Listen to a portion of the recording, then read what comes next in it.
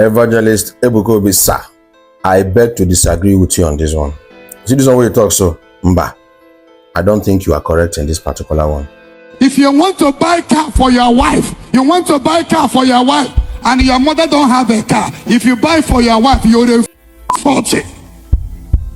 Before you buy car for your wife, buy for your mom and give her a driver before you buy for your wife. That was a preaching. He said that if you want to buy a car for your wife and your mother does not have a car, that if you buy a car for your wife without buying for your mother first, then you are a mumu at 40. And he said you should buy a car for your mom and give your mom a driver before you talk of buying a car for your wife. And in his perspective and narrative, that your mom will take risk for you more than your wife. Well, different quarters have been saying different things about it, and I want to lend my voice on it. That is an incomplete statement. That's the truth. In my opinion, first, before you get married, settle your parents. If you have the means, before you get married, settle your father, settle your family member. The moment you leave your father and your mother and you cleave to your wife, you and your wife don't become one.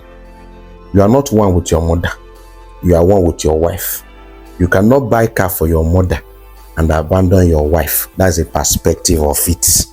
Because the truth is that some people have not really left. You know, people that are saying this, take care of your mother before your wife, they're just being emotional and sentimental. But men are logical human beings like myself and some men listening to this particular video. The question is, between your wife and your mother, who needs the car most? There's no law. Your mother and your wife, who needs the car most?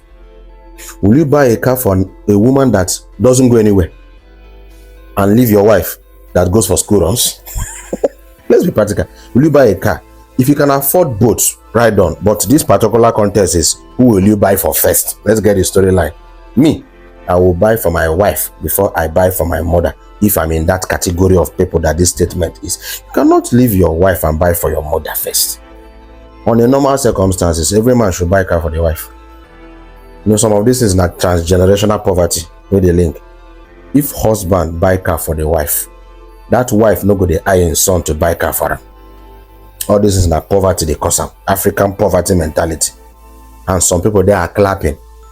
Which woman will be happy? You are dragging 3-4 children, you trek to market, you hustle, you work under the sun, and then your husband buy car for mama where they village or mama where they go anywhere. It doesn't make any kind of sense. That's my opinion.